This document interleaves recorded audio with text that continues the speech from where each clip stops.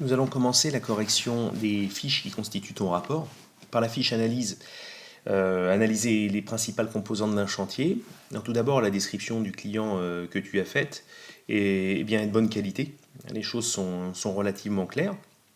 Donc là, sur cette partie connaissance du client et de ses besoins, c'est pas mal du tout. Maintenant, ce que tu aurais pu éventuellement faire, c'est aller un tout petit peu plus loin sur la connaissance des besoins du client. Alors, qu'est-ce que j'entends par là? En fait, essentiellement, tu nous dis que les souhaits du client, c'était aménager rapidement son extérieur, d'accord? Sauf que, en quoi ça consiste? Tu dis qu'il avait fait en effet déjà un croquis, donc il avait des idées, et donc derrière des besoins bien précis que tu n'évoques pas ici. Alors ça pourrait être quelque chose d'intéressant, c'est de dire finalement derrière ce croquis, qu'est-ce qui ressortait comme besoin. Donc les choses classiques, une terrasse, c'était le besoin de pouvoir manger en extérieur l'été, ce genre de choses-là, quoi. Une clôture, ça pouvait être aussi, là, non plus passer des besoins, mais plus du côté exigence, obligation de se clore, parce qu'il est dans un lotissement, et que dans le règlement du lotissement, il y a une obligation en ce sens. Donc c'est même plus un besoin, mais une obligation. Donc tu aurais pu aussi évoquer donc ça de manière plus précise. Il faut être plus, encore une fois, voilà, plus précis sur quel type d'aménagement derrière ces besoins-là éventuellement, quoi. Alors ensuite, tu parles du site. Donc là encore, les choses sont relativement claires. Tu décris bien l'ensemble des éléments qui constituent les facteurs écologiques, contraintes légales, risques, etc. Il y a une chose, moi, qui m'interroge. Tu parles ici de hauteur de clôture impérativement de 1,50 m. Pourquoi? Ça, tu dis pas. Pas plus, pas moins. Là encore, très vraisemblablement, ça doit faire référence au règlement du lotissement. Et idem sur ces aspects-là, entre la position de la haie et la position du grillage. Ça, c'est pas inventé, c'est quelque chose qui a été imposé au client et donc à l'entreprise également. On passe à l'aspect entreprise. Donc là, tu décris en effet tout d'abord les activités essentielles de l'entreprise pour voir comment ton chantier se place dans ses activités habituelles. Ce qui est dommage, c'est que tu ne nous indiques pas ici les pourcentages correspondant aux différentes activités de l'entreprise. Est-ce que c'est homogène? Est-ce que c'est massif sur certaines activités? On ne le sait pas trop. Planning qui stagne. Qu'est-ce que tu entends par là? Mi-janvier au 1er novembre, c'est-à-dire qu'il y a peu de demandes, alors que tu dis qu'elle commence à avoir une notoriété importante. Ici, pour moi, c'est un petit peu contradictoire, je ne comprends pas trop. Également, ici, tu mélanges des choses qui pour moi n'ont pas grand-chose à voir. Le rôle de Madame Laroche, le fait que l'entreprise Color Paysage sous-traite la réalisation des enrobés à Alliance Paysage. Alors, bon, si je réfléchis un petit peu, en effet, c'est tout ce qui est gestion des besoins en personnel dont tu veux parler sans doute, mais c'est rédigé de manière peu claire. Et puis, moi, ce qui me manque ici, c'est cette partie environnement socio-économique, géographique. Ici, il serait intéressant de situer le lotissement dans lequel ton entreprise est intervenue par rapport à Nantes, les temps de déplacement, la population qu'on va y retrouver. Est-ce que c'est une population qui a plutôt de bons moyens? C'est ce que tu avais l'air de dire dans la première partie de ta fiche. Les possibilités de déplacement. Est-ce qu'il y a à côté de ce lotissement aucune activité, je ne sais pas moi, professionnelle, des zones industrielles, ce genre de choses-là, ou au contraire c'est très bien inséré là-dedans. Bref, on aimerait en connaître un petit peu plus sur le site. Par rapport à son insertion, par rapport à la ville globalement, et tout ce que ça implique, quoi. Ensuite, on aborde l'organisation du chantier. Tu parles des pavés qui étaient stockés à l'entreprise. Donc sans doute pour réaliser, j'imagine, puisque tu parles de mètres linéaires pour réaliser une chaînette, c'est pas forcément indiqué ici. Donc tu expliques comment le matériel a été chargé, ok. Et là tu nous parles ensuite de la pose du portail et des problèmes rencontrés sur tout ce qui est gestion de la visserie qui n'était pas fournie. Mais déjà tu parles pas de la livraison du portail. D'où venait le portail? Est-ce qu'il a été stocké à l'entreprise, directement livré sur le chantier? On ne sait pas trop. Et donc si je fais le bilan, finalement, tu nous parles des pavés, tu nous parles du portail, tu nous parles de la visserie qui va avec, mais c'est tout. Et ça m'étonnerait que vous n'ayez eu besoin que de ça. Le ciment, le béton, le 0,31,5. Alors je ne connais pas encore les postes de ton chantier, mais on voit bien que là c'est incomplet, hein. Très vraisemblablement, si tu nous parles également de la pose de la réalisation de la haie, là aussi tu ne nous parles pas des végétaux. Donc je ne sais pas si tu vas parler de ça, mais on voit très bien que l'aspect logistique, il est très très parcellaire. Donc il faut vraiment que tu décrives tous les aspects logistiques, livraison de la part des fournisseurs à l'entreprise, livraison de la fournisseur directement sur le chantier. Tu nous as un tout petit peu parlé des déplacements entre l'entreprise et le chantier, combien de temps ça prenait, est-ce qu'il y avait de nombreux allers-retours parce que, je ne sais pas moi, le poids autorisé en charge là, des véhicules utilitaires ne permettait pas un approvisionnement global de l'ensemble du chantier, j'en sais rien. Voilà, tous ces aspects-là, toutes les difficultés rencontrées. Tu nous as parlé juste de celles rencontrées sur la visserie. Est-ce que vous deviez faire des allers-retours fournisseurs, par exemple, pour le béton, pour le 0,31,5? Donc tu vois, tu peux vraiment beaucoup plus étoffer ici. Ensuite, tu abordes le déroulement du chantier lui-même, et donc les différents postes, ça y est que maintenant je découvre, qui sont en effet très nombreux, hein, et on voit bien, hein, si je relis à ce qu'il y a juste à côté, que la partie logistique n'a pas été traitée, hein. Ici, tu parles également du respect du planning pour le chantier, planning plus en termes de durée de chaque poste, hein, l'étalement plus important que prévu. Deux, trois petits mots pour dire pourquoi, ça serait intéressant. Également, toujours sur ce déroulement du chantier, tu dis que le client souhaitait absolument que le gazon soit réalisé pour l'été. Explique pourquoi, hein, qu'est-ce qui faisait qu'il avait ce besoin impératif et qui l'amenait à ne pas écouter les arguments techniques pour ne pas le réaliser. Donc là ensuite tu parles de l'organisation du déroulement du chantier, en particulier de l'avant-chantier, et tu dis en effet qui a conçu l'aménagement. Mais il y a une chose qu'on ne sait pas, c'est comment comment le client a connu le paysagiste, Monsieur Laroche, pourquoi il l'a contacté en particulier. Est-ce que c'est une pratique habituelle d'avoir un client qui fait une proposition de plan et qui est reprise et modifiée par le patron également? Est-ce que ça implique un travail complémentaire, supplémentaire, hormis la reprise du plan, par exemple des coupes techniques, ce genre de choses-là? Est-ce que c'est un travail qui a été fait par l'entreprise? Alors tu parles également de tout ce qui est planification, donc très intéressant. Tu dis que c'est le chantier le plus important pour l'entreprise. En termes de ressources humaines, comment ils ont réussi à faire face à ça? Est-ce que ça a créé également du désordre, hein, dans les différents chantiers prévus par l'entreprise? Retard, ce genre de choses-là, ça sera intéressant ensuite d'en parler, hein. Je pense que c'est quelque chose qui est assez crucial. Ensuite, tu parles de l'avant-chantier, la prise des niveaux ici, sauf que toute cette partie-là pour moi n'est pas claire du tout. Je ne comprends pas trop ce que tu veux dire. Donc ça sera à clarifier. Évidemment, tu n'as pas encore réalisé une étude économique complète, hein, puisque ça vient dans les fiches après. Il serait intéressant de savoir si c'est un chantier qui globalement a été rentable et de l'indiquer ici. Peut-être que tu peux aborder ici au niveau économique le prix de vente du chantier que tu peux peut-être connaître, hein, donc le citer simplement, et sans parler de la marge que tu ne connais pas encore à ce stade, dire si le chantier, comme je le disais il y a quelques instants, a été bénéficiaire ou au contraire a subi des pertes. Pour la partie plus esthétique, ok, donc tu l'abordes, ce qui me convient. Il reste donc une partie technique et développement durable, une sorte de rapide bilan qui là n'est pas présent, hein. Quelques mots nous auraient permis de connaître un petit peu mieux finalement ce bilan à ce niveau-là. Pour en revenir sur la gestion du planning, ici tu dis que d'autres chantiers sont venus s'ajouter à ce gros chantier en cours, ce qui a entraîné un décalage important pour la réalisation du chantier, finalement fini en octobre. Là, il faudra aborder également cette notion de délai, hein. Le client avait certaines attentes, en particulier par rapport à l'engazonnement, sachant que le reste du chantier n'était pas terminé. Comment vous avez géré ça, hein, l'engazonnement étant évidemment la dernière des activités réalisées sur un chantier normalement.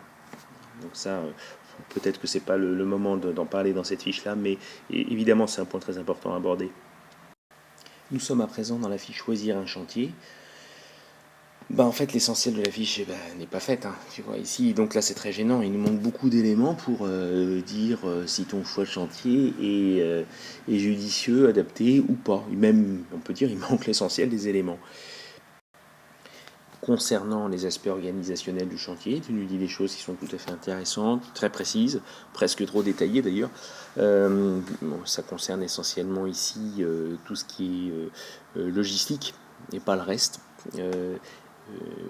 À ce niveau-là, si tu veux, pour se rendre compte du déroulement d'un chantier pour nous qui te corrigeons, c'est à la fois trop détaillé, hein, et incomplet pour certains aspects. L'organisation d'un chantier, c'est pas uniquement la logistique.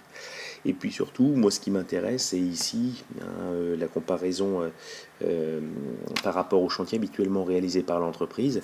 Et puis là, ce qui justifie finalement le choix de ce chantier. Et ça, c'est pas présent. Donc, si tu veux, ce qu'on attend de toi ici, dans cette fiche, c'est de justifier le choix de ton chantier. C'est ce qui est attendu également dans le rapport de stage. Hein, tu devras faire cette justification-là. Et là, pour le moment, le travail qui est fait ici ne le permet pas. Ici, concernant les aspects humains du chantier, donc tout à fait, tu as bien perçu ce qui était important, c'est-à-dire le fait que c'est le chantier le plus important en termes de dimension, en termes de durée, en termes de montant qui ait jamais fait à l'entreprise. Si tu peux citer là encore le montant du devis, ça serait intéressant.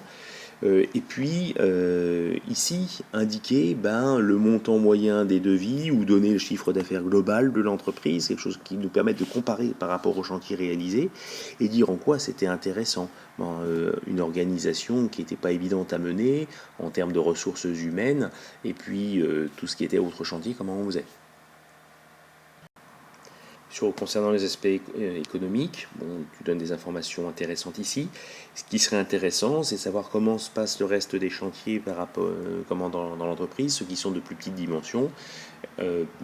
Sachant le peu de personnel qu'il y a dans ton entreprise, c'est sans doute beaucoup plus facile à gérer, c'est ça qu'il faut indiquer ici, hein, et qu'il y a sans doute relativement peu de retard. Et donc, ici, conclusion, pourquoi le choix de ce chantier? C'est sa taille importante qui en fait finalement une sorte de pari. Hein. Soit en effet, on fait une marge très importante dessus, ou au contraire, on mange la marge parce que on n'a pas les moyens de le gérer correctement. Hein. Donc, c'est ça qu'il faut dire ici. Enfin, on voit que tous ces aspects-là n'ont pas été traités. Donc en fait, tu n'as pratiquement rien pour justifier du choix de ton chantier. C'est quelque chose qui est demandé dans le rapport de stage, encore une fois. Donc tu ne pourras pas te passer de faire ce travail de justification par rapport aux pratiques habituelles de l'entreprise. Alors, j'ai plusieurs exemplaires apparemment, la fiche choisir un chantier. Celle-ci, cette fiche-là est plus remplie. Je vais donc reprendre à nouveau ce que tu y dis. C'est pas tout à fait pareil que dans la précédente. Il manque néanmoins, encore une fois, et donc là je me répète, les chantiers habituellement réalisés par l'entreprise et puis la justification du choix du chantier. C'est indispensable que tu fasses ça. Concernant la situation du chantier, sois plus précis. Jardin avec dimension assez importante, plutôt que de dire ça, donne sa dimension. Temps de trajet important, idem, donne une idée de temps de trajet. Type de clientèle, ok, je crois que c'est bien décrit. Donc rien à dire de particulier sur les principaux postes du chantier que tu nous décris ici. Très bien, tout est dit. On voit qu'il y a de nombreux postes très intéressants. Ce qui est dommage encore une fois, mais là je l'ai déjà dit, c'est que ici tu nous parles absolument pas de ce que réalise habituellement l'entreprise. Est-ce qu'elle a l'habitude de faire ces différents postes? On n'en sait rien. C'est ça qui nous intéresse ici. Enfin, on a ici la durée du chantier, 3 mois hommes, apparemment. Tu peux transformer ça en nombre de jours. Combien il y a de jours dans un mois? On est à peu près à 60 jours hommes, un peu plus sans doute. Quelle est la durée moyenne des chantiers de ton entreprise? Enfin, les derniers aspects techniques, aspects esthétiques et aspects environnementaux, développement durable, sont très bien vus et bien décrits. C'est vraiment exactement ça qu'il faut faire. encore une fois, mes regrets, il manque les pratiques habituelles de l'entreprise en la matière, ou les difficultés rencontrées habituellement, et, et donc la justification du choix du chantier. Tu vois, c'est vraiment, encore une fois, tu es à mi-chemin là, dans ce travail-là, il va falloir aller au bout, sinon tu n'auras pas ce qu'il faut. Dernier bout de cette fiche, qui apparemment techniquement t'a posé problème à réaliser du fait de la disposition du tableau. Aspect organisationnel du chantier, bon, ok, donc je pense que là encore on retrouve ce que je disais tout à l'heure, c'est-à-dire que on est essentiellement sur la partie logistique, livraison, approvisionnement en matériaux, donc c'est pas tout à fait complet ici d'un point de vue organisation. Le chantier et son organisation ne se limitent pas à cet aspect logistique. Et puis à comparer aux pratiques également habituelles de l'entreprise et justifier le choix du chantier.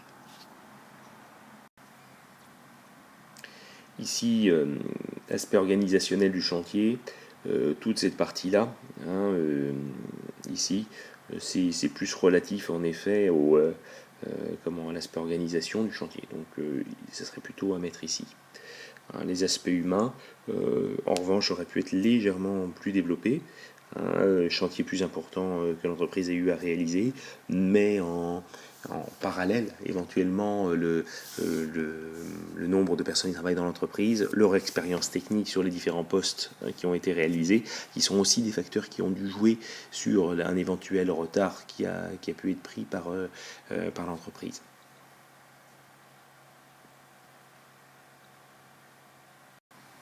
Au final, on peut dire que oui, je te valide ton chantier, mais tu vois bien que ici, c'est relativement incomplet pour que je puisse te donner une réponse vraiment éclairée, en particulier, comme je le disais là, depuis un certain nombre de fois, là, quelle comparaison tu fais de ce chantier par rapport à ce que réalise habituellement ton entreprise, et ça, on manque cruellement d'éléments. On passe à la fiche choisir les fiches chantier qui là pour moi est remplie de manière très incomplète. En particulier, tu n'indiques pas les fiches que tu choisis de renseigner. Donc c'est cette fameuse colonne-là.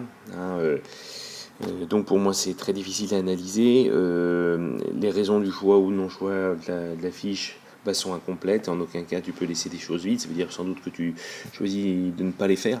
Mais là aussi c'est à justifier. Tu vois, pour moi aussi c'est délicat de juger, parce que ici par exemple présenter les végétaux du chantier, aucun végétaux. Or tu as des activités de plantation sur ton chantier parmi les postes que tu nous as listés. Seulement je ne sais pas encore quels sont les postes que toi tu vas décrire, mais une chose est sûre, c'est que tu ne peux pas faire l'impasse sur le poste végétal de manière totale. De toute façon, nous, au niveau du jury d'examen, on a des consignes pour vous poser des questions sur les végétaux.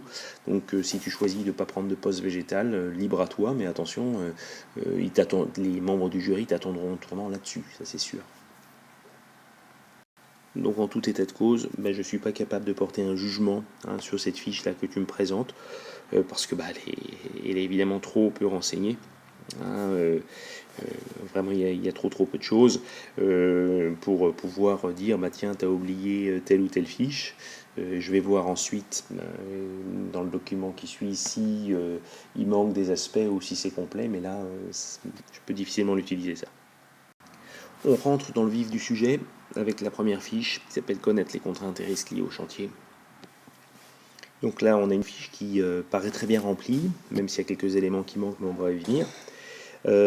Ici, tu dis législation contrainte pour clôturer le jardin. D'où vient cette contrainte? C'est quoi? C'est un règlement de lotissement? C'est quelque chose qui vient de la municipalité? Il faut le dire ici, parce que sinon on ne comprend pas bien d'où vient cette contrainte-là.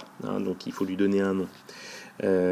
Donc ça c'est une première chose. Deuxième chose, tu parles des nuisances sonores. Tu dis qu'il y a conséquence pour l'entreprise aucune, très bien. Ce qui serait intéressant quand même, c'est de voir comment l'entreprise a géré ici ces nuisances sonores. Quand est-ce qu'elle travaillait, comment elle s'est organisée pour que justement il n'y ait aucune conséquence pour l'entreprise, qu'il n'y ait pas de gêne, ou tout du moins une gêne limitée pour le voisinage. Ensuite, tu parles de l'agencement du site, l'accès en particulier de la toupie pour le béton. Comment l'entreprise a-t-elle pris en compte cette contrainte relative au chantier? Tu dis que les voitures se sont garées sur un parking un peu plus haut, Et encore, a-t-il fallu prévenir les riverains pour qu'ils ils s'organisent en fonction? Est-ce que l'entreprise a averti les riverains de l'importance de se garer ailleurs? Hein, c'est ça qui est attendu ici et qu'il faut que tu nous expliques. De la même manière, donc la gestion du flux humain, enfants et personnes rentrant chez eux, vigilance maximum lors de la manœuvre avec le camion, donc ça c'est une conséquence, mais comment cette vigilance maximum a été mise en œuvre? Est-ce qu'il y a eu du balisage, mise en place de rues-balises, des personnes pour aider le camion à faire ses manœuvres? C'est ça qu'on attend ici et qu'il faut que tu fasses. Enfin, au type de contrainte, très bien, c'est bien listé. Ici, donc sur la partie risque lié au chantier, je trouve qu'il y a un bon travail qui a été fait, juste un tout petit problème d'organisation. On voit que à aucun moment tu renseignes comment l'entreprise a-t-elle pris en compte ce risque relatif au chantier. En fait, tu l'as fait, mais ça va ici. Et en fait, ce qui est conséquence pour l'entreprise sur le chantier, c'est il faut décrire les risques. Par exemple, je sais pas moi, utilisation de matériel dangereux, lapidaire, perforateur. C'est des risques de blessures pour le personnel avec l'utilisation de ce matériel. Voilà, ça c'est les conséquences. C'est les risques eux-mêmes, mais décrits de manière plus précise. Une chose aussi que je ne comprends pas, risque lié à la présence d'autres corps de métier, tu dis aucune autre entreprise n'est intervenue sur le chantier. Il me semblait que l'enrobé avait été réalisé par une entreprise extérieure. Donc ça me paraît pas cohérent. On passe à présent à la fiche connaître le climat du site. Tu commences donc par parler des précipitations. Et tu dis qu'il tombe 80 mm d'eau au mois d'octobre en moyenne. D'où vient ce chiffre? Il faut que tu justifies sur quelle période. Donc ça c'est un chiffre là qui est, on va dire, donné au jugé apparemment. Il faut vraiment le justifier. Donc ensuite tu as dit que en effet l'entreprise s'était adaptée en faisant d'autres choses, pas d'autres bricoles, ça c'est pas correct comme terme, en allant à la déchetterie, travaux au dépôt, mais s'il n'y a pas un travail sur d'autres chantiers, c'est donc une perte très nette en rentabilité de ce chantier, puisque s'il y a du personnel et qu'on travaille au dépôt, ne serait-ce que même le patron, s'il est tout seul, c'est un jour où il n'est pas rentable et où il ne rapporte pas d'argent pour sa propre entreprise. Donc c'est pour l'entreprise une grosse conséquence, perte de rentabilité sur le chantier. Ensuite, donc tu dis que sur les températures ainsi que sur le vent, il n'y a pas grand-chose à dire, puisque c'était des températures qui rentraient dans les normes saisonnières. Je redonne la même remarque que ci-dessus, c'est-à-dire que en moyenne, il fait 13 degrés. D'où tiens-tu ce chiffre? Sur quelle période? À justifier. Ici, tu nous donnes en effet le vent sur l'année 2012, ce qui nous intéresse plus que sur une seule année qui n'est pas forcément significative, c'est des informations sur plusieurs années. Et je pense que le site internet de Météo France doit pouvoir te fournir ce genre d'informations-là. Ok sur l'ensoleillement. Enfin, tu termines sur les avantages et difficultés liées au climat rencontré sur le chantier. Ce qui nous manque un petit peu ici quand même, c'est les conséquences. On comprend qu'il y a des conséquences, mais il faudrait que tu les détailles un petit peu plus. Grosse difficulté sur le chantier, terrain gorgé d'eau, donc des impossibilités de réaliser des fondations correctes, par exemple, surtout si le terrain était argileux, ce que j'ignore pour le moment. Donc c'est être un petit peu plus précis sur les difficultés rencontrées qui pourraient nous apporter des lumières, on va dire, sur les difficultés que tu décris.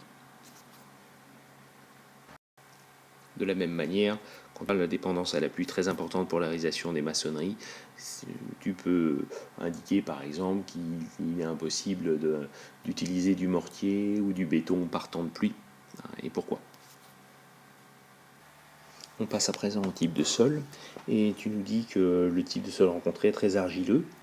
Et ensuite, comme source d'information, tu parles d'observation sur le terrain, présence de branchage de châtaignier. Sauf que c'est très étrange, puisque le châtaignier est un arbre qui aime bien les terrains acides. Euh, donc un terrain qui sera plutôt sablo-limoneux, tu vois, sans trop d'eau. En tout cas pas avant 50-60 cm de profondeur, un terrain qui sera filtrant, un terrain qui sera léger, qui sera sain, en fait bref tout le contraire d'un sol argileux que tu évoques ici. Donc c'est très surprenant, ou au moins ça nécessite discussion, c'est le minimum. Là aussi, t'as pas tout à fait compris ce qui était attendu. Ici, ça va plutôt là. Et conséquence pour l'entreprise, ça veut dire quoi? Qu'il y avait des racines encore de châtaignier à faible profondeur, ce qui a en effet obligé d'être décaissé à la main à certains moments, c'est ça. Donc là, c'est pas très très clair. Observation sur le terrain, sol très argileux, c'est pas une observation, ça. T'as pris de la terre dans ta main, t'as fait une boulette qui a bien tenu, t'as fait un boudin qui était que vous pouviez mettre en rond, etc. Enfin, il y a des observations que vous avez vues au cours de la classe de seconde et de première bac pro qui permettent de dire que le sol est argileux ou pas. Tu dis que le sol est perméable. Non, il est imperméable. Un sol très argileux est très imperméable. Je pense que là, il y a confusion. Voilà. Il y a sûrement aussi d'autres conséquences au fait que le sol soit très argileux. Tu dis qu'il a fallu évacuer l'eau des fondations de parpaing avant de couler le béton, mais également la fondation elle-même, si le sol est très argileux, est remise en cause dans sa conception. En particulier, l'épaisseur de 0,315 par exemple doit être beaucoup plus importante, un sol argileux étant extrêmement instable en fait. Et ça, tu n'en parles pas. Alors tu dis que le sol n'a eu aucun impact sur les sols réalisés. J'ai du mal à le croire, que ce soit les végétaux que l'on plante, que ce soit les ouvrages, comme tu le signales d'ailleurs dans ton texte maçonné, les sols très argileux, ils n'aiment pas trop, généralement pour tout un tas de raisons, certaines que tu évoques un petit peu plus haut. Le sol est imperméable. Voilà, donc ça c'est des difficultés liées au sol rencontré sur le chantier.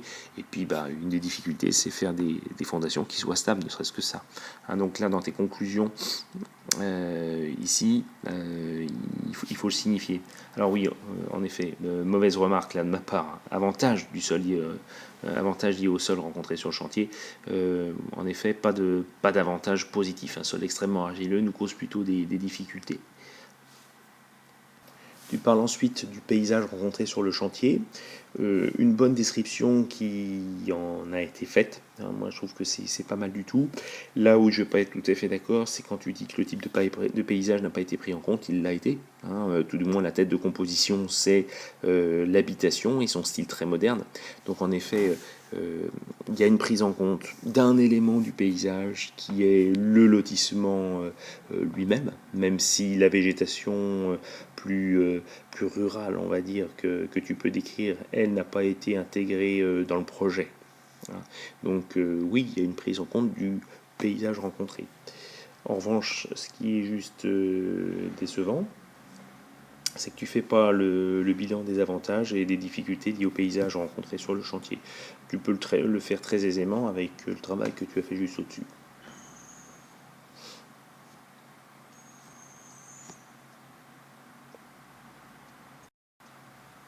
On est à présent dans la fiche étudier l'organisation et la logistique du chantier.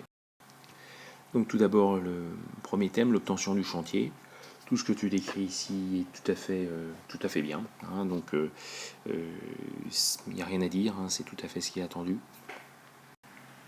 En revanche, ce que tu aurais pu repréciser, l'entreprise a validé certaines idées et en a proposé d'autres.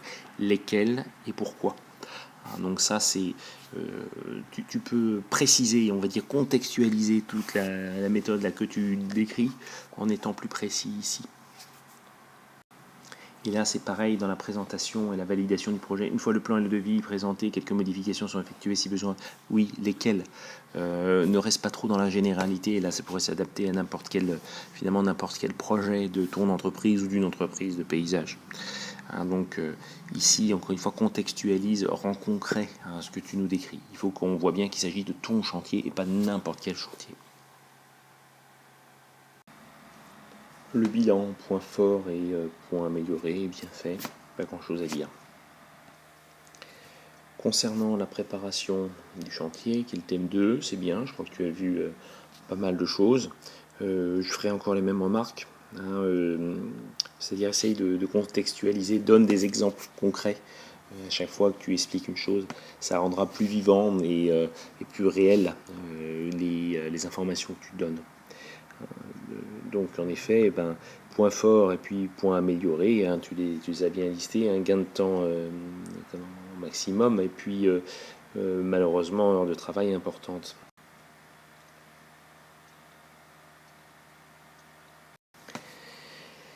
Ici sur la gestion des approvisionnements, c'est bien, hein, même remarque que d'habitude, tu restes trop dans le général. Alors t'en es pas loin, hein. Il suffit de donner quelques exemples là encore, hein, sur comment ça s'est passé sur ton chantier. Là on a des grandes généralités qui sont tout à fait exactes, mais ça manque de contexte, hein. Fais le lien avec ton chantier.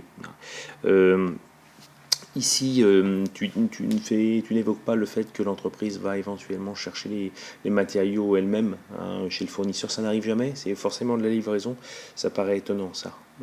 Voilà, donc exemple, donne des exemples, illustre, hein, sinon ça fait trop théorique. Autre chose également qui n'est pas évoquée au moment où l'entreprise passe commande, c'est d'éventuelles mises en concurrence. C'est toujours les mêmes fournisseurs, il n'y a pas de mise en concurrence. Ou au contraire, sur ce chantier-là, est-ce que l'entreprise a essayé de trouver des solutions les moins coûteuses? Ça serait intéressant que tu le précises et que tu détailles à ce niveau-là. Enfin, dans point fort et point amélioré, point amélioré en particulier, il y a toujours des risques que la commande soit retardée par des facteurs autres. Est-ce que ça a été le cas là concrètement? Tu vois, là, tu restes encore dans la généralité. Soit précis, soit concret. On parle de ton chantier, pas des chantiers d'entreprise en général. Hein. Et ici, c'est idem, tu vois, point fort de la gestion des approvisionnements, gain de temps et parfois d'argent. Mais là, est-ce que ça a été le cas? Est-ce qu'il y a eu une mise en concurrence, par exemple? Tu dis éviter les tours de camions, économie de gasoil, mais si c'était le cas de manière aussi évidente, il n'y a aucune entreprise qui irait chercher directement chez les fournisseurs et tout le monde se ferait livrer. C'est pas le cas. Se faire livrer, ça a quand même un coût. Donc tu vois là, tu restes trop dans la généralité et c'en est embêtant parce que c'est pas ça tout à fait qui est attendu. Ensuite, tu passes au thème 4, qui est la gestion de la configuration du site. Je ne retrouve pas les différents aspects que tu as pu évoquer. Tu parles uniquement de l'emplacement du camion, d'accord.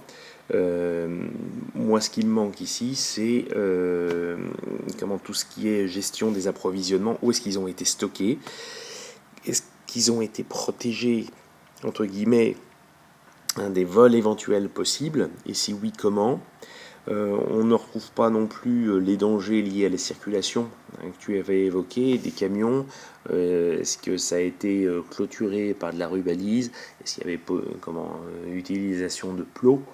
Hein, donc cette gestion de la configuration du site pour moi est beaucoup trop courte, hein, et on ne retrouve pas tous les aspects que tu as déjà évoqués.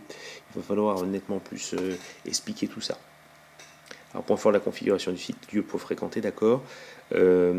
Mais à part le fait qu'il n'y ait pas énormément de zones de stationnement, ça paraît un petit peu court.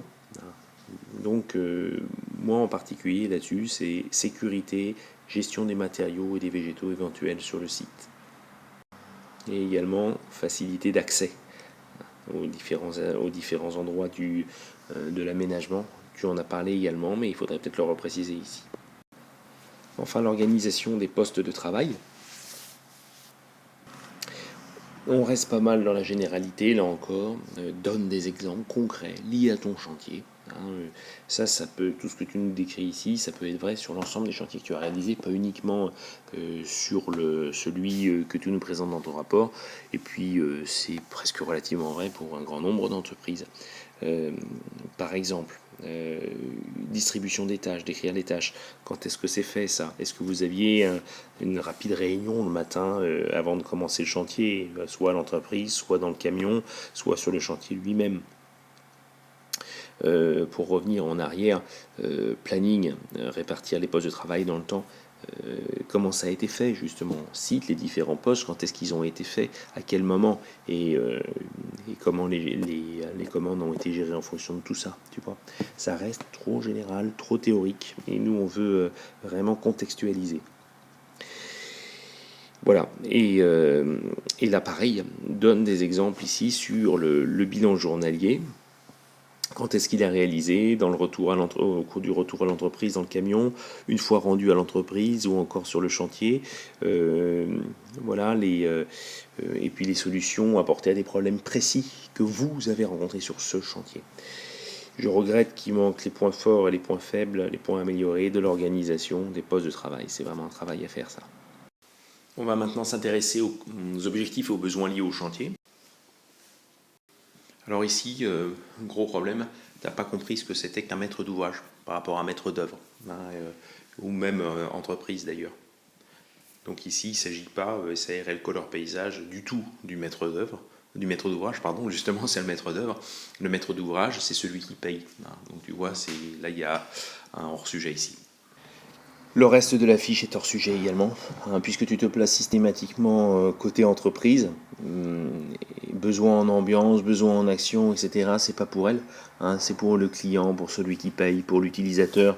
Ici, c'est la même personne dans le cas d'un marché privé, donc on est totalement à côté du sujet. C'est à reprendre.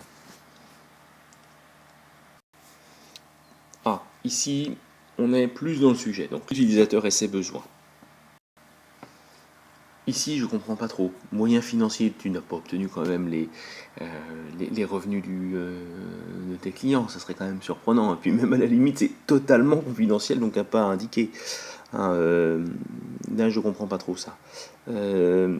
Autre caractéristique des utilisateurs, qu'est-ce que tu veux dire par là? Environ 80 mètres carrés d'espace vert par habitant. Où ça? Dans la ville, c'est ça? Où ils habitent? 144 hectares, 18 324 habitants, c'est ça, j'imagine. Là, donc, c'est la superficie d'espace vert dont ils se disposent dans leur commune. Bien, une information commune, pourquoi pas. En revanche, ici, il manque l'essentiel pour moi, c'est la description des besoins en action. Comme je l'ai déjà dit, ça se décrit avec un verbe d'action. Se reposer, c'est jouer, se détendre, etc. Donc à chaque fois un verbe d'action à l'infinitif qui correspond aux différents aménagements faits. Tiens, par exemple, un carport, c'est se garer. Si tu réalises une terrasse devant une maison, ça peut être entrer dans la maison sans la salir. Ça peut être partager un repas entre amis. Tu vois. Donc il y a vraiment beaucoup de besoins que tu peux relier comme ça aux différents postes de ton aménagement. Et là, ces besoins en action, ils ne sont pas du tout décrits, alors que normalement, ça devrait être juste l'essentiel des besoins des utilisateurs. Donc le travail reste à faire ici. On trouve les besoins en sentiment, ok. Besoin en ambiance. Ici, c'est à côté du sujet, en fait. C'est tout ce dont tu parles. Besoin en sentiment de tranquillité. Ambiance reposante, agréable, c'est rien de très très précis. Et c'est à relier à tranquillité, en fait. Une ambiance moderne. Dans ton habitation, c'est exactement ça. Donc là, c'est ça que tu devrais plus détailler. Quant aux autres types de besoins que tu nous décris ici, c'est tout à fait ça. C'est bien décrit, bien vu, il n'y a rien à dire. Ça, c'est bien. Enfin, les objectifs de l'entreprise quand elle réalise un chantier comme ça. Donc, je crois que tu as vu un point qui est important ici, qui est intéressant, mais tu peux aller plus loin. Donc, tu dis, ça permet de voir si l'entreprise a des compétences, sa capacité à réaliser des projets aussi importants. Dans quel but? Est-ce qu'elle souhaite s'agrandir? Est-ce qu'elle souhaite embaucher du personnel? Ou est-ce qu'elle désire se cantonner, en revanche, à des petits projets et savoir si elle est capable de faire un petit peu mieux, mais sans objectif précis derrière? Voilà, donc ça, tu ne l'as pas dit, ça serait intéressant de le savoir. Et enfin, donc les objectifs non économiques, en fait, le coût publicitaire, c'est un objectif qui est économique en réalité. Voilà. Donc là, oui, ça peut être un objectif pour l'entreprise.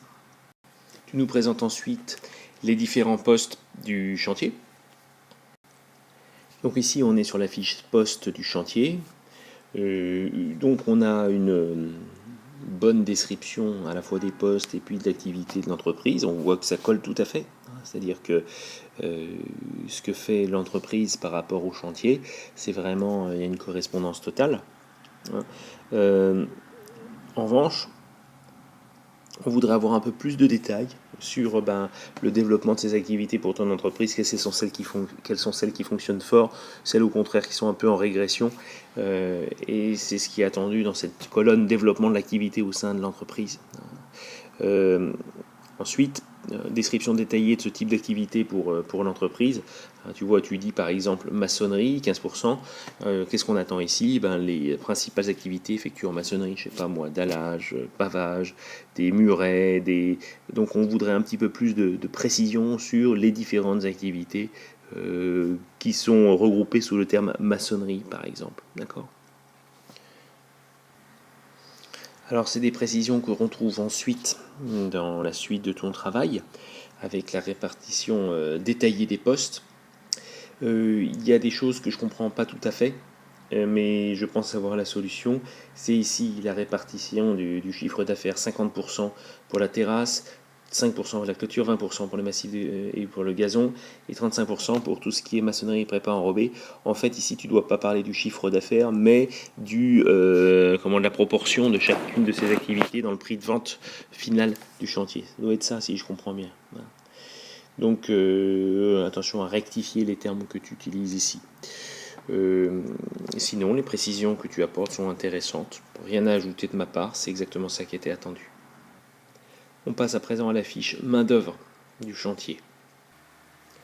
Donc on passe maintenant au fonctionnement au niveau humain du chantier, en lien avec le fonctionnement au niveau humain de l'entreprise.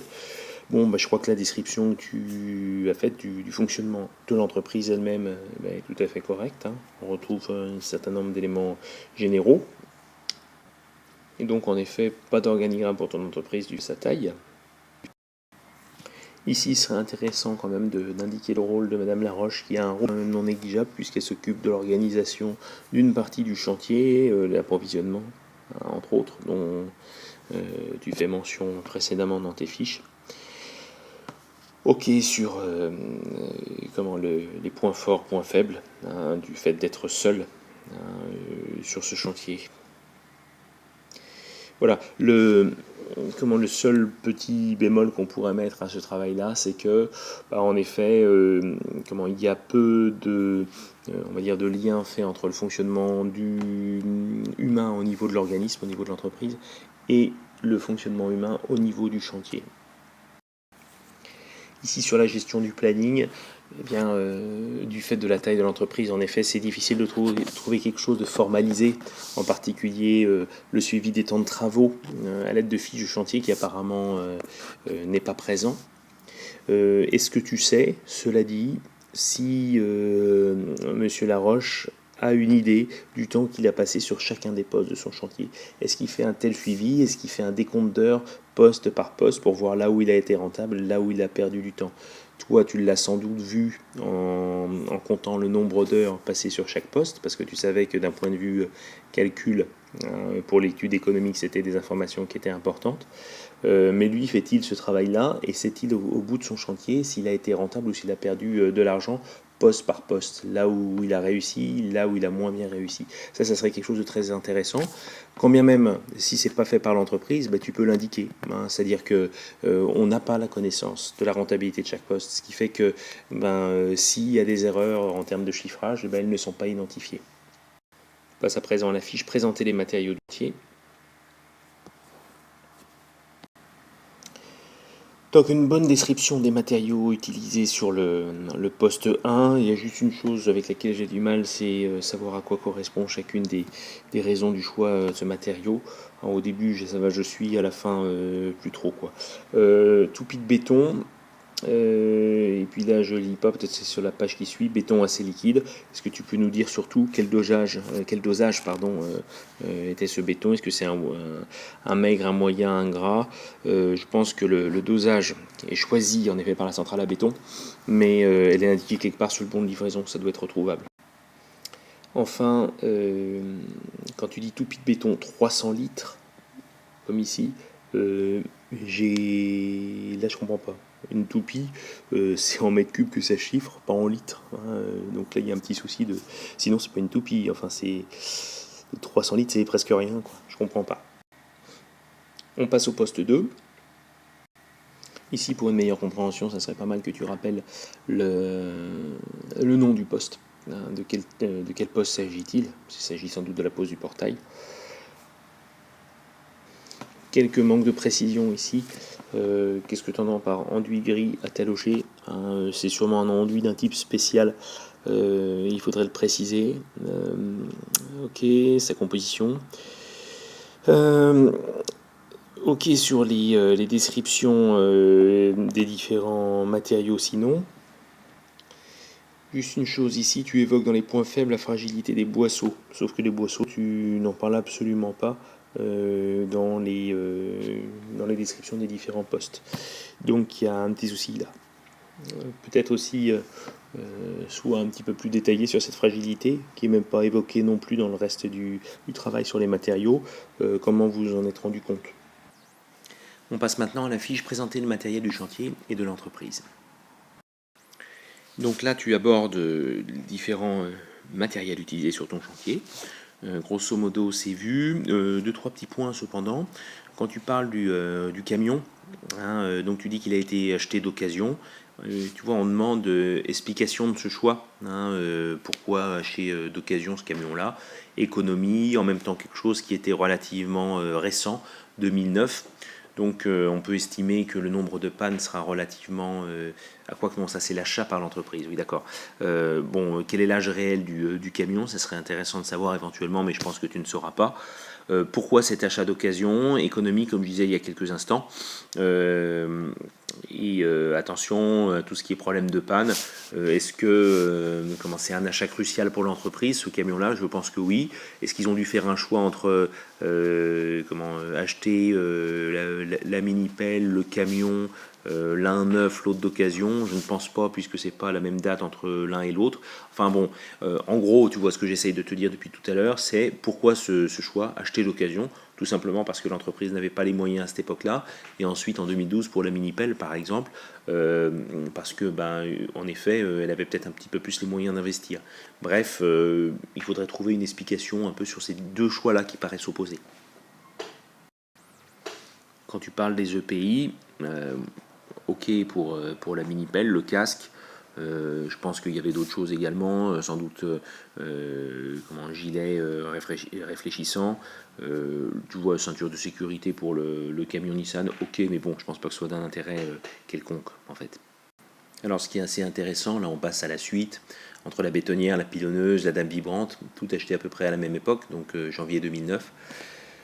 Acheté neuf, hein, ce qui explique peut-être justement l'achat du camion, lui d'occasion pour gagner de l'argent. Il a été considéré sans doute par le chef d'entreprise que l'essentiel c'était le matériel de production, que lui devait être en effet neuf, irréprochable, parce que c'est peut-être le plus dur finalement à maintenir, à entretenir par rapport à un simple camion qui est plus aisément remplaçable et plus facile à entretenir pour lui par exemple. C'est peut-être une explication. Enfin, tu tires le bilan du matériel utilisé sur le chantier. Tu dis que certaines machines commencent à avoir un certain âge, 4 ans pour la bétonnière, la plaque vibrante. Tout à fait, sachant que grosso modo le matériel s'amortit sur 5 années. Donc ça veut dire que peut-être d'ici une année, il va falloir penser à remplacer ce matériel et que ce sera la politique de l'entreprise, ou est-ce qu'elle compte, entre guillemets, les tirer un petit peu plus longtemps? Ce serait intéressant de savoir ça, éventuellement. Donc maintenant on passe à la présentation du déroulement technique de deux postes du chantier, que sont donc la préparation enrobée et la pose du portail et le muret de clôture. Alors une remarque, t'as pas de poste sur le végétal, sache que tu seras interrogé quand même lors de l'oral sur le végétal, c'est une obligation légale, je t'en ai parlé un petit peu avant dans la correction, ne serait-ce que soit les végétaux que vous avez plantés sur un autre poste, donc quelque part il faut que tu sois prêt à répondre à ce genre de questions lors de l'oral, ou bien les végétaux qui étaient présents, s'il y en avait sur le site ou à proximité du site.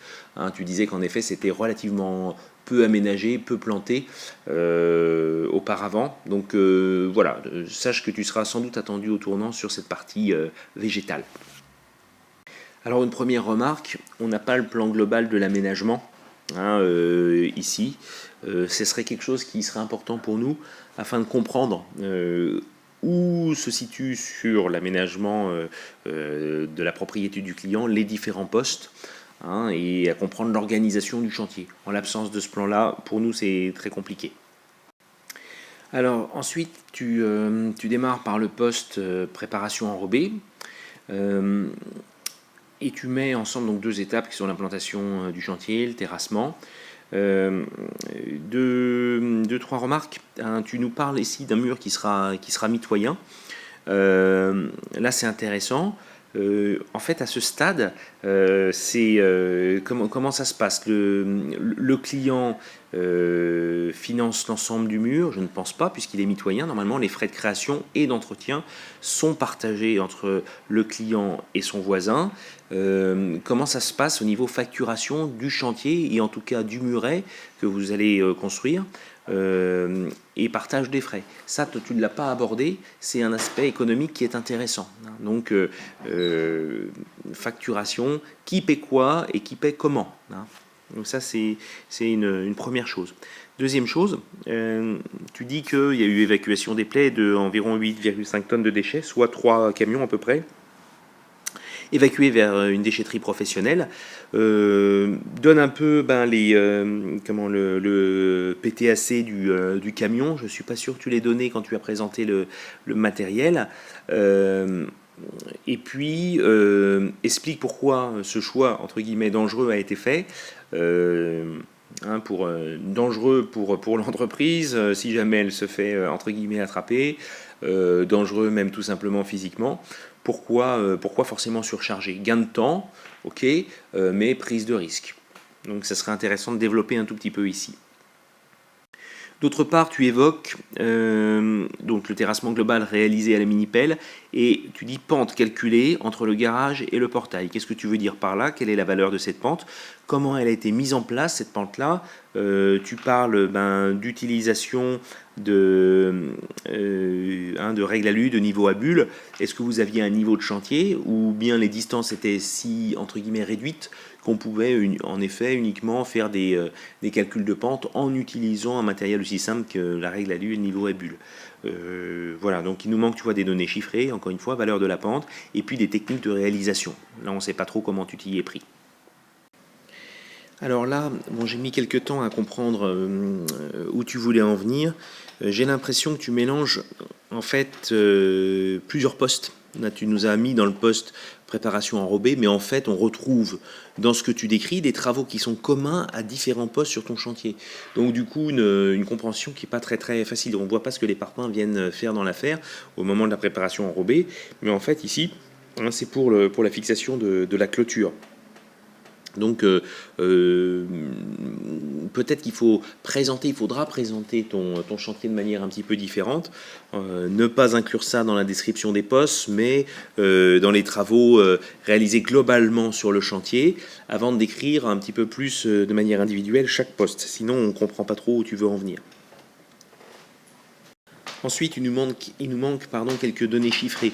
Tu parles de réalisation de fondation. C'est peut-être celle que tu évoques ici au niveau du terrassement, si je comprends bien, juste au-dessus. Il me manque un peu une partie du texte, donc très bien. Ce que j'aimerais quand même savoir, c'est la quantité de 0,315 qui a été mise, la quantité, l'épaisseur de béton qui a été mise aussi. Également, tu nous parles de réalisation de béton ici, à la bétonnière, sans doute, si j'ai bien compris. Quel dosage avez-vous réalisé? À quoi ça correspond? Béton moyen, béton maigre, béton gras? À toi de le préciser, éventuellement de préciser techniquement comment ça se passait au niveau de la bétonnière, le dosage que tu réalisais vraiment. Voilà. Donc là, tu as dit quelque chose d'intéressant. Léger surplus de béton, manque de 8 parpaings à trous. Comment ça a été géré, le surplus de béton? Qu'est-ce que vous en avez fait? À l'inverse, le manque de parpaings, comment ça a été géré également? Un aller-retour supplémentaire de la journée chez le fournisseur, perte de temps. Un petit commentaire serait bienvenu ici. Là ensuite, tu nous parles des joints réalisés avec du mortier, même remarque que tout à l'heure, explique son dosage pour sa réalisation, comment il a été réalisé, c'est du détail, mais ça rend plus concret tous ces éléments-là. Donc maintenant, tu nous parles de la réalisation de la chaînette. Quelques points supplémentaires. Tu dis niveau du cordeau, moins 4 cm égale niveau terrassement fini. D'accord, peux-tu justifier pourquoi ce 4 cm Pourquoi moins 4 cm? Comment on aboutit à ce chiffre? Ça correspond à quoi? Donc, en gros, est-ce que c'est simplement l'enrobé, l'épaisseur de l'enrobé, ou est-ce qu'il y aura autre chose? A priori, juste l'enrobé, mais tu peux le préciser, que ça correspond à cette épaisseur d'enrobé. Autre chose aussi, alors le solin, voilà, tu dis réalisation d'un solin, d'un seul côté, des deux côtés du pavé. Pourquoi d'un seul côté? Quel côté et pourquoi? Précise ça également. Enfin, on retrouve la même remarque que tout à l'heure. Donc vous avez réalisé une fondation pour la pose de ces pavés chaînettes. Quelle était-elle, cette fondation? Tu n'abordes pas le sujet du 0,315, y en avait-il, ou c'était directement du béton? Si oui, quelle épaisseur? Si oui, à quel dosage? Ou comment vous l'avez réalisé? Donc quelques précisions techniques ici seraient bienvenues. Donc enfin les finitions, bien décrites. J'ai juste une question, deux petites questions ou deux petites précisions qui seraient intéressantes. Tu dis que le remblai était étalé, puis ensuite vous avez passé la plaque vibrante.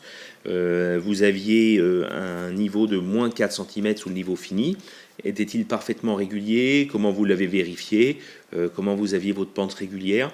Donc explique un tout petit peu comment ça a été réalisé, ou simplement, alors j'ai du mal à me rendre compte, tu l'as dit, je crois 65 mètres carrés il me semble, la surface était relativement réduite, ce qui rendait relativement simple cette vérification. Aborde le sujet. Tu dis que 500 kg de remblai 0,12 ont été prévus en trop. Qu'est-il devenu ce remblai 0,12 en trop, ramené à l'entreprise, stocké à l'entreprise? Précise-le également. Alors, point faible de la réalisation du poste, difficulté à réaliser parce que la pente très légère par endroit, je ne comprends pas ce que tu veux dire par la pente très légère par endroit. C'est-à-dire qu'en gros, il y aura des difficultés pour le futur écoulement des eaux, c'est ça que tu veux dire? Et à ce moment-là, comment cette difficulté a été contournée, prise en compte, comment ça va se passer pour que le client n'en pâtisse pas. Ça, c'est dommage qu'on n'en sache pas un petit peu plus, et que surtout tu ne l'aies pas abordé auparavant dans le texte de ta description de poste. Météo, temps pluvieux, terrain absorbant, difficilement le surplus d'eau. Et là, pareil, une petite explication des conséquences concrètes de ça pour vous, ça serait intéressant. Et là, idem, tu vois, je regrette que tu n'aies pas fait de coupe technique sur la réalisation de chaque poste. La réalisation des chaînettes, par exemple, ça donnerait lieu à une coupe technique extrêmement simple et qui faciliterait un tout petit peu quand même la compréhension de la description que tu as faite de ton poste. Ça serait intéressant. Dommage que tu ne l'aies pas fait, ça sera rajouté évidemment pour ton rapport final. Alors tu entames ensuite la pose du portail, le poste 2, en parlant de la pose des boisseaux et des parpaings de clôture. Plusieurs questions là-dessus, donc des questions toutes simples, comme par exemple ici ton béton, 300 litres, vous l'avez fait vous-même, j'imagine vu la quantité, quel dosage, donc j'en ai déjà parlé. Ici tu nous parles de Prolidal, que vous avez utilisé en fait pour... si je vois juste à côté, le chapeau de finition, pour coller le chapeau de finition. Pourquoi ce choix du Prolidal qui est plus réservé aux matériaux céramiques? Attention, c'est une marque également, c'est plus un mortier colle qu'à utiliser juste comme ça le nom. C'est vraiment, encore une fois, c'est une marque, donc attention à ça. Voilà, donc pourquoi ce choix-là, ici? Alors, autre chose aussi qui n'est pas forcément clair pour moi, voilà, donc vous avez finalement malheureusement taché les boisseaux. Pourquoi est-ce un si grand problème? Est-ce qu'ils n'allaient pas être habillés, ces boisseaux-là? Ils sont laissés tels quels, c'est-à-dire que c'est à la fois un matériau technique et un matériau qui qui avait des qualités ornementales esthétiques. D'habitude, ça peut être uniquement quelque chose de technique et qu'on habille ensuite. Donc là, apparemment, c'est pas le cas. Hein, peut-être qu'il faut l'expliquer, parce que sinon, c'est pas évident à comprendre également, quoi, hein. Ok. Dernière chose, la pose des parpaings. Hein, donc tu dis que il y a une fondation commune, hein, pour l'ensemble de l'ouvrage là, donc ce qui paraît tout à fait logique. Tu peux dire pourquoi d'ailleurs, pour plus de solidité, de cohésion entre les différents éléments de l'ouvrage. Ça c'est une chose. Donc ensuite tu dis avec en plus passage de la gaine dans les parpaings pour interphone, quel type de parpaing vous avez utilisé pour ça, hein, qui permettent le passage de la gaine à décrire et à dire, hein, au niveau par exemple de la description des matériaux. Je ne me souviens plus si ça a été dit à ce moment-là, et si c'est pas fait, il faut le dire. Alors, bon, tu vois, tes descriptions sont vraiment bonnes, hein, et très complètes, il y a des choses très intéressantes. Le seul truc qui me chagrine, c'est encore une fois l'absence de coupe technique. Ça rend du coup la compréhension globale de ce que tu présentes pas toujours évidente, alors qu'avec une simple coupe technique, on comprendrait immédiatement, hein. Donc, aide le correcteur à mieux comprendre ce que vous avez réellement fait. Alors ensuite, tu parles de réalisation des enduits, ok, fort bien. Et donc du coup, si je comprends bien, les boisseaux, eux, n'étaient pas enduits, seuls les parpaings l'étaient. Hein, donc là, encore faut-il le dire et le préciser. Alors ensuite, tu parles des baguettes, hein, donc, et de leur mise en place. Donc là, tu dis, voilà, il a fallu réaliser des biais pour les angles, hein, pour mettre en place les baguettes. Donc, explique un petit peu pourquoi, hein. Donc techniquement, cette réalisation de biais sur les angles a été nécessaire. En fait, l'explication tient à la forme des baguettes, hein, et à la nécessité de les coller. Hein, donc encore faut-il, une fois encore, le préciser. Autre chose également, tu dis nous avons ensuite réalisé l'enduit taloché gris. Alors, cet enduit est gris esthétiquement. Qu'est-ce que ça donne? Est-ce qu'ensuite c'est peint? Enfin, voilà, moi les questions que je me pose, encore une fois, c'est en termes de finition, quel aspect ça va avoir. Ensuite, tu parles de la mise en place du portail et tu dis, voilà, à chaque fourniture nécessaire, perçage et fixation des gonds avec diamètre de 120 mm.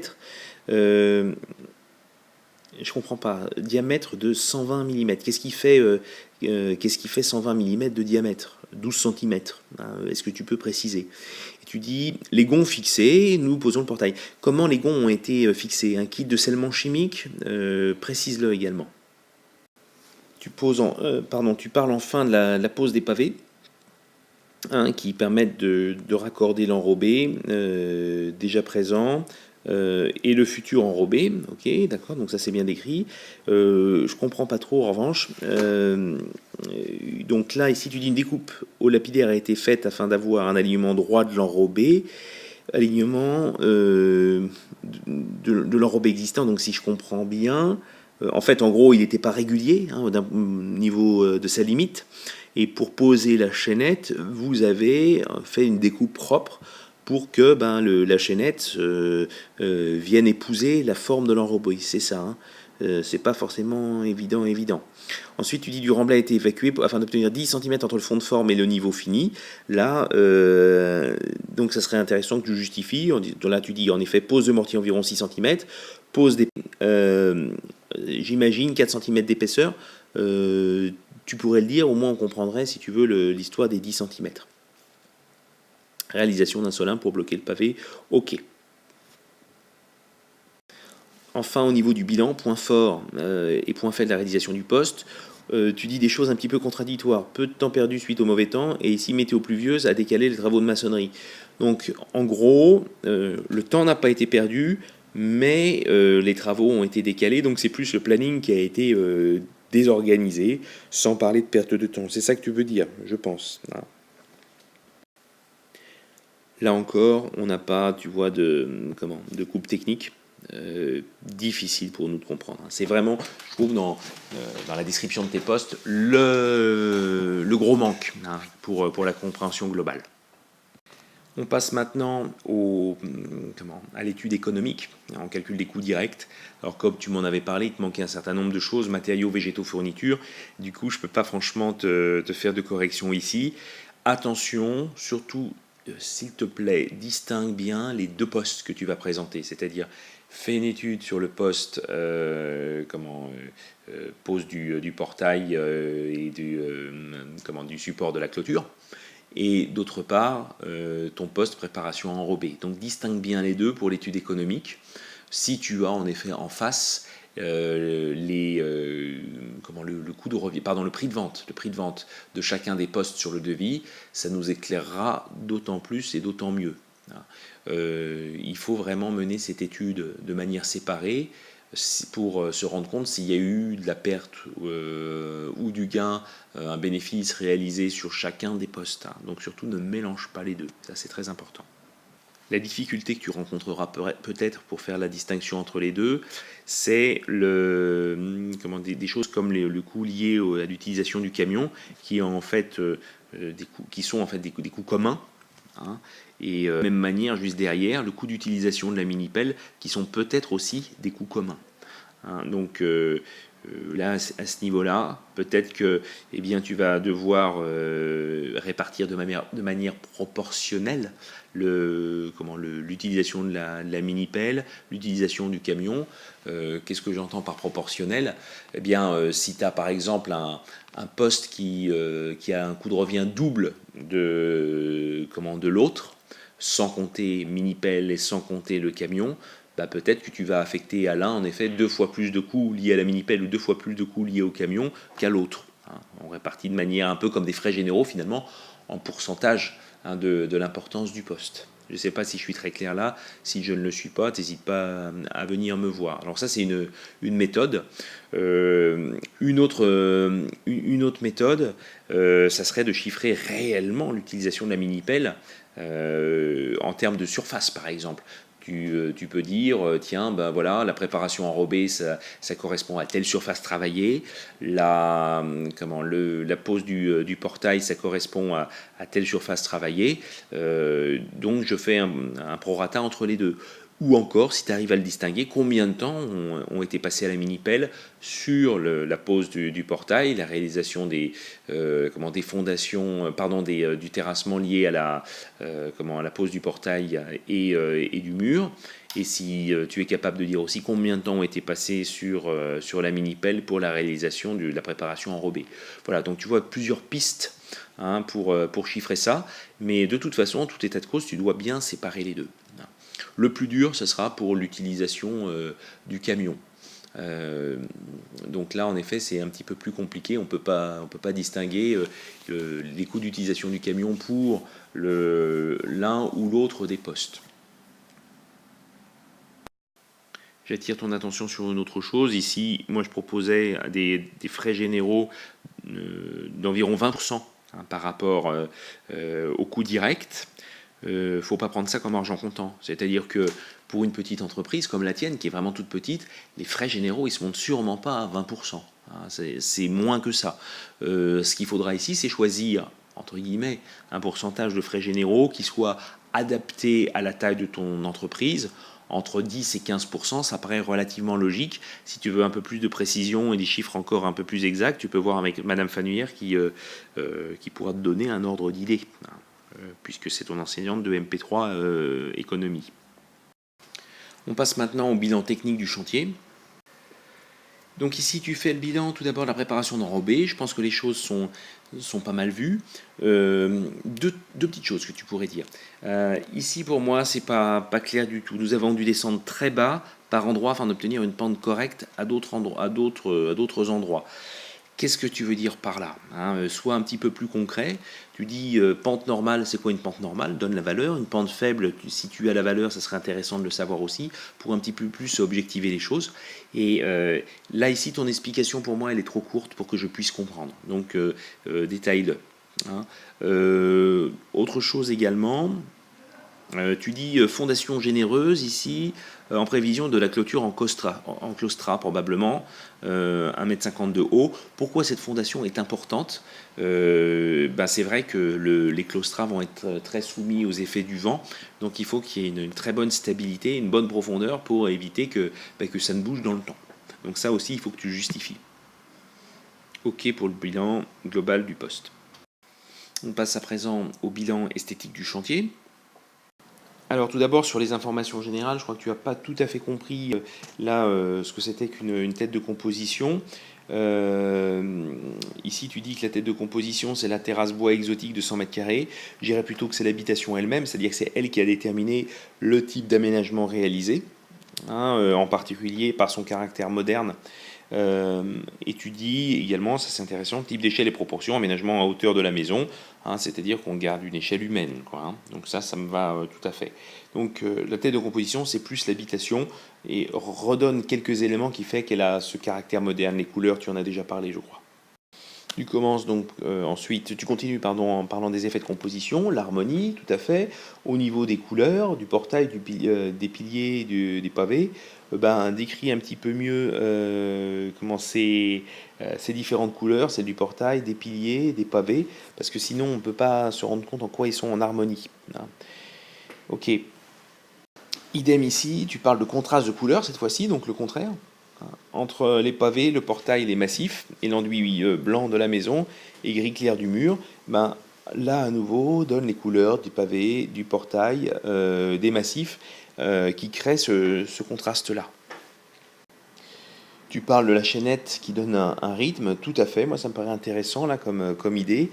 Pavé 3 formats, c'est des séquences donc de pavés de dimensions différentes qui sont toujours répétées. Point d'interrogation. Donc si c'est le cas, c'est ça qui crée le rythme également. Petite question, petite chose à ajouter éventuellement. Donc dualité, les deux piliers. En effet, là encore, c'est bien choisi, bien trouvé. Donc ça donne une sorte d'effet majestueux, augmente encore l'effet de grandeur de la maison, tout à fait. Je crois que c'est tout à fait bien décrit. Alors le principe de découverte, là en revanche, je pense que tu n'as pas tout à fait vu ce que je voulais dire par là. C'est le fait qu'on ne voit pas tout dans un aménagement d'un seul coup d'œil, mais c'est en progressant dans l'aménagement qu'on découvre d'autres éléments qui étaient cachés par exemple par le relief ou par la végétation auparavant. Très classique dans les jardins à l'anglaise, ça. Donc est-ce que tu avais ça dans le jardin? Je suis pas sûr forcément du fait de, on va dire, de la dimension de ce jardin aménagé. Bon bilan des points forts esthétiques et des points faibles de l'esthétique, de l'aménagement. Ici, je ne l'ai pas précisé dans la fiche développement durable. Alors tu parlais enfin des traitements des déchets du chantier. Tu traites uniquement du traitement des déchets, gravats, palettes, morceaux de plastique, évacués vers une déchetterie professionnelle, avec possibilité de revalorisation des déchets. Il y a peu de choses à dire, j'ai l'impression ici. Ça n'a pas été un des points forts du chantier. Deux choses d'une, soit tu l'évoqueras de manière rapide sans en faire un paragraphe particulier, ou bien tu as plus de choses à dire, en particulier au niveau de la facturation auprès du client pour le retraitement, la revalorisation de ces déchets. Et dans ce cas-là, tu développes plus. Je ne sais pas si tu as matière A, je ne suis pas sûr du tout. Et enfin, on étudie les impacts du chantier. Donc là, tu décris en effet deux impacts, l'aspect publicitaire, et puis, on va dire de manière un petit peu contradictoire, les soucis rencontrés dans les délais de réalisation du chantier. D'une part, l'impatience du client va un petit peu plus loin, commente un peu plus. Est-ce que ça peut créer de la contre-publicité là pour le coup? C'est-à-dire que si ses voisins viennent le voir pour savoir comment s'est déroulé le chantier, est-ce que tu penses que le client fera encore de la publicité pour Monsieur Laroche ou au contraire dira bon non, ça s'est pas si bien passé que ça, le résultat est peut-être pas mal, mais les relations avec l'entreprise n'ont pas été faciles du fait des retards pris dans la réalisation de l'aménagement. Perte d'argent, j'avais l'impression dans ce que tu nous disais auparavant que c'était plus du décalage de planning que du retard réellement pris par ton entreprise. Donc là, attention à ne pas te contredire, ou c'est peut-être moi qui ai mal compris, mais il va falloir être plus précis ici. Au final, donc en conclusion sur ton travail, bah écoute, je suis quelque part rassuré par tout ce que je viens de voir. Tu as énormément d'éléments, hein. Je pense que tu as de quoi faire vraiment un excellent rapport. Je te donnerai quelques petits conseils, surtout sur la première partie, tout ce qui est préparation du chantier. Euh, Comme je te le disais, attention à être bien concret, à donner des exemples liés à ton chantier et à pas trop rester dans les généralités qui pourraient concerner n'importe quelle entreprise ou tout du moins n'importe quel chantier. Donc c'est cette première partie préparation du chantier, exemple, exemple, exemple, hein, histoire de contextualiser. Donc ça serait vraiment très bien. Autre chose aussi, c'est la justification du choix de ce chantier qui était incomplète, hein. Les toutes premières fiches sur le choix du chantier m'ont un peu laissé sur ma faim. Je pense que tu avais les moyens d'un peu plus creuser, un peu plus analyser surtout et un peu plus expliquer, hein. Donc soigne, si tu dois compléter ton travail, soigne ces deux, trois premières fiches sur le choix du chantier. Je dirais aussi, moi, un truc qui m'a un petit peu déçu, c'est l'absence de schéma et de coupe technique. Tu les as très certainement. C'est dommage que tu les aies pas incluses dans ton travail ici. Ça m'aurait aidé à comprendre. Donc ensuite, quand tu seras à la phase de la rédaction de ton rapport, évidemment, là, de manière obligatoire, des coupes, hein, techniques très claires sur ce que tu as réalisé. Voilà, donc travail en cours, bien avancé je pense. Maintenant, tu as moyen de faire vraiment quelque chose qui sera tout à fait valable. Donc bon courage pour la suite.